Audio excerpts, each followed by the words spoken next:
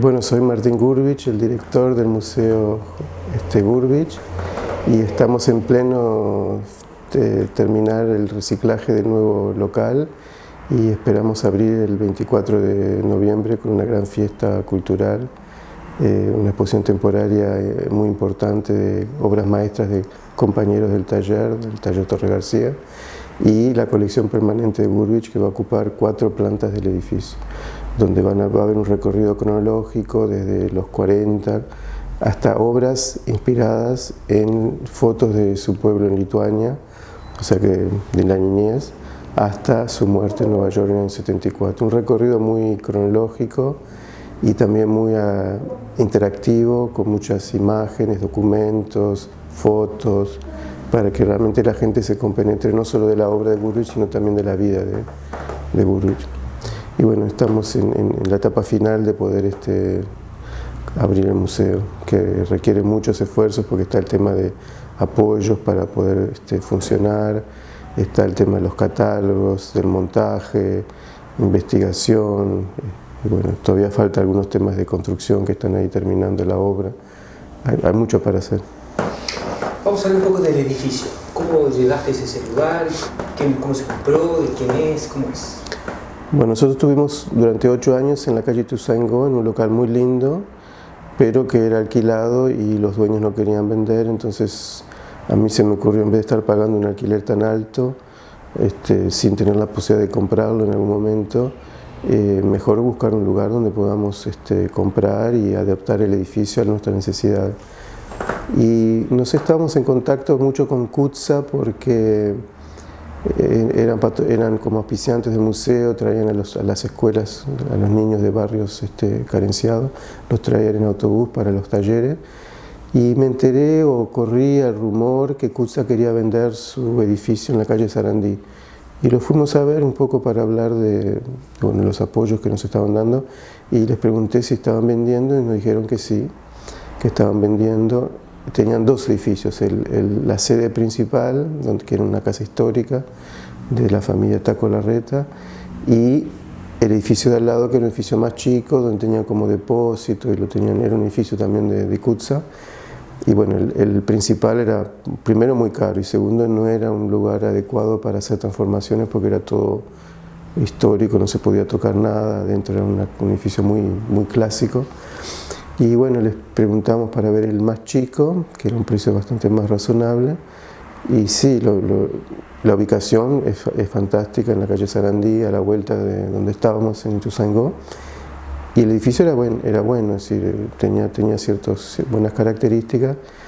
No nos imaginábamos cuando lo compramos que iba a haber tanta obra, tanta transformación, que bueno, que fue mucho más grande de lo que nos imaginábamos. Lorente, el arquitecto, hizo un reciclaje de primer nivel, pero bueno, bastante más costoso de lo que habíamos planificado y más dificultoso, costoso y dificultoso, porque tuvo que sacar mucho material de diferentes acumulaciones que se hicieron durante las décadas, de pisos que se fueron agregando. Se hizo un entrepiso porque había un espacio bastante grande, y logramos agregar 2 pisos en la azotea, o sea que el edificio pasó de 500 y algo metros cuadrados a 950, o sea, casi se duplicó el espacio.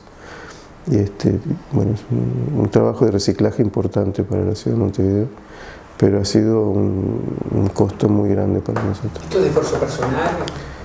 Bueno, el edificio lo compré fue al poco tiempo que falleció mi madre, fue un poco con la herencia de mi madre que lo compramos, y también hicimos un primer remate ya hace 2 años, donde muchos artistas donaron en totalidad o en parte obras para empezar el reciclaje, y yo también doné unas cuantas obras de Gurvich, que fueron las que ayudaron el primer, digamos, tercera parte del reciclaje, fue con lo recaudado en ese remate.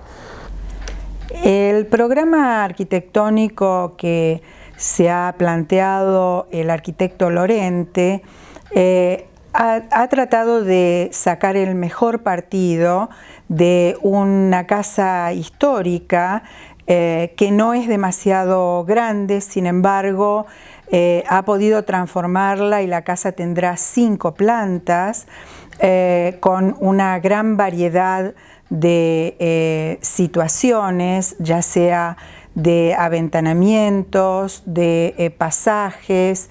Realmente el Museo Gurvich de esta manera podrá albergar no solamente la obra permanente de José Gurvich, sino que también tendrá un espacio temporario, una sala temporaria, en donde podrán poner una programación ad hoc. Después estuvimos un tiempo perdido, que fue una lástima, porque el Banco República nos había prometido, el presidente del Banco República, el señor Caloya, nos había prometido un préstamo para ayudarnos con el reciclaje, y después de mucho tiempo y esfuerzos y documentación y todo lo que tuvimos que entregarles, nos dijeron que no. Fue justo en el momento de la crisis del Banco República con su presidente, etcétera, y no nos dieron el préstamo y quedamos un poco en banda. Por suerte el ministro de Cultura, Ehrlich, que siempre nos acompañó y nos apoyó, logró convencer al Banco Santander de darnos un préstamo, y bueno, conseguimos un préstamo al Banco Santander que nos permitió continuar con el reciclaje. Luego tuvimos que aumentar un poco el préstamo porque no alcanzó, y ahora estamos en la etapa final, donde también hemos hecho una campaña con coleccionistas para pedir apoyos para poder terminar con el reciclaje. Y vamos a hacer otro pequeño remate ahora el 18 de noviembre, una semana antes de la apertura, en combinación con Richie New, que es una fundación importante de Uruguay que junta fondos para programas sociales para educación de niños en ciertos barrios, en las escuelas de Montevideo. Y en este remate va a haber obras, sobre todo que he donado yo, de Gurvich y de algunos otros artistas del taller, y la mitad de lo recaudado va a ir para finalizar el reciclaje y el montaje del museo, que también es bastante costoso.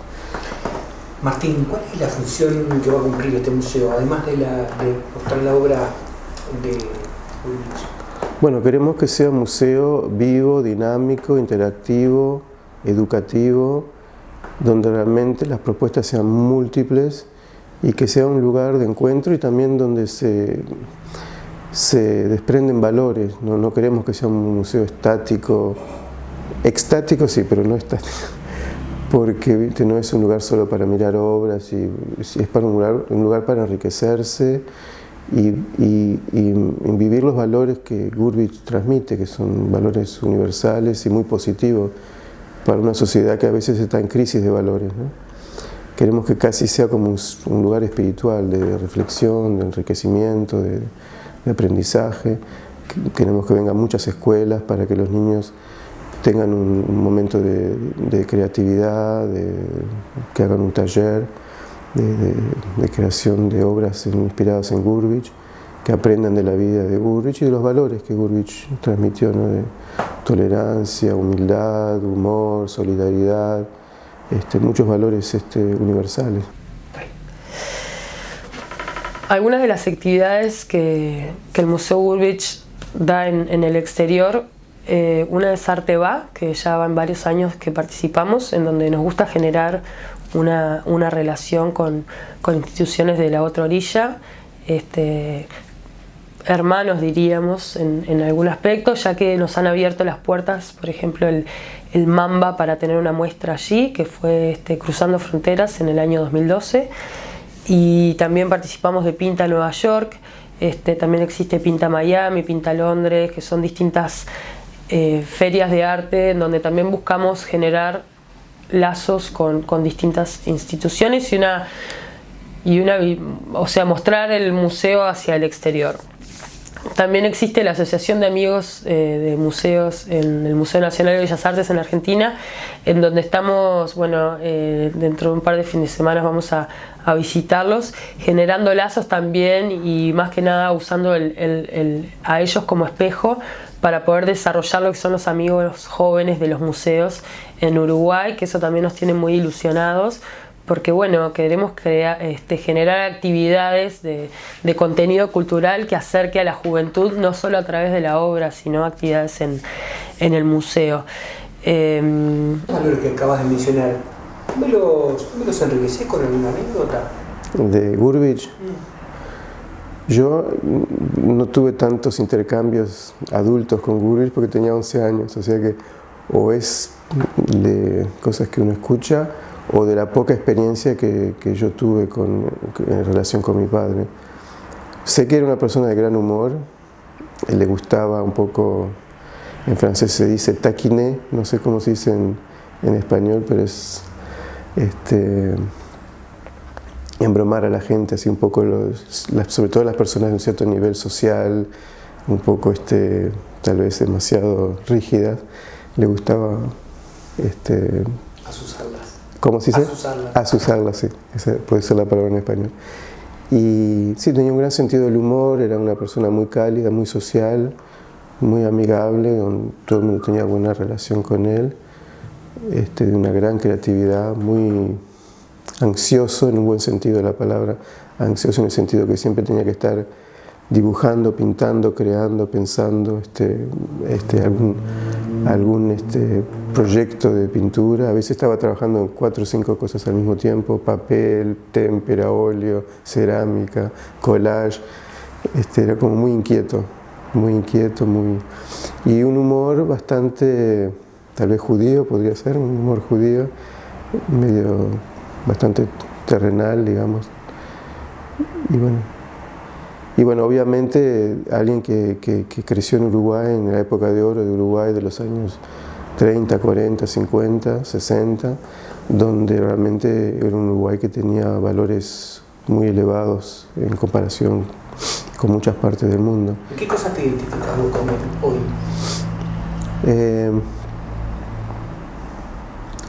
Su apertura. Si yo tomé otro camino en la vida, en el sentido que no soy artista ni mucho menos, tomé el camino más espiritual, primero personal y ahora más de ocuparme de actividades en relación a la espiritualidad que yo sigo y de otras espiritualidades también, diálogo interreligioso. Me ocupo del Foro Hindú Europeo, el Foro Hindú Belga, y me he dado cuenta que sin esa apertura uno se estanca muy fácilmente, se encierra, y que es uno de los grandes problemas de la sociedad de hoy, que esa falta de querer conocer al otro, querer conocer otras culturas, otros mundos, otras maneras de pensar, y uno se encierra en su cultura, en su religión, en su nacionalidad, en su lenguaje, y eso podría transformarse en algo peligroso, ¿no? Sobre todo cuando uno se encierra demasiado, se puede transformar en algo muy sectario o identitario, digamos, nacionalista, etcétera, etcétera. Y pienso que Gurvich es una persona, justamente como muchos judíos, personas que por fuerza mayor tal vez tuvieron que abrirse al mundo y recibir diferentes culturas, enseñanzas. Bueno, él vino de un pueblito en Lituania, Yesnas, para Montevideo, que bueno, era ya una gran ciudad comparado con el pueblo que venía. Y bueno, otra cultura, otra manera de ver el mundo, y el Uruguay le ofreció una gran posibilidad de enriquecimiento personal. A pesar de no ser religioso, bueno, venía de una familia judía y ciertos valores había, ¿no? de cultura judía, de la familia, sobre todo de la madre, y el Uruguay le permitió ser judío y al mismo tiempo ser uruguayo, y poder compartir en la sociedad su cultura, su visión del mundo. Con Torres aprendió todas las enseñanzas que Torres les inculcó. ¿A qué escuela fue? Él fue a la escuela Chile, en el barrio sur. Él vivió en el barrio sur, que era uno de los barrios de la colectividad judía, y ahí creció, pero también muy integrado a la sociedad uruguaya, o sea que a pesar de estar en una zona de inmigrantes y de estar obviamente en contacto en parte con la colectividad judía, también muy abierto a la cultura del tiempo y del país. Él se integra mucho en la colectividad del Cerro. El Cerro es uno de sus lugares importantes, ¿no? En la vida. Sí, él fue al Cerro bastante más más adelante. Primero estuvo mucho tiempo en el barrio sur, luego se trasladó al famoso taller de calle 25 de agosto, del otro lado, fue de esta parte de la Rambla y del barrio sur a la Ciudad Vieja, hacia la parte de la bahía. Y bueno, ahí estuvo un par de años donde tuvo una gran creatividad, una gran producción artística, y de ahí fue al cerro, donde era la casa de Fonseca. Estuvo viviendo en el cerro un par de años hasta que, bueno, conoció a mi madre, se casaron, y bueno, siguió viviendo un poco en esa casa del cerro, pero cuando yo fui a nacer, mi madre le dijo que, bueno, que tenía que hacer un esfuerzo para conseguir una casa un poco más adecuada, más grande, no sé. Y bueno, lo convenció a comprar una casa en el cerro, a 2 cuadras de donde estaba, y hacer arreglos justamente con Lorente, que fue el arquitecto que hizo los arreglos de la casa en el comienzo de los años 60. No existe más eso. Siempre estamos con Lorente.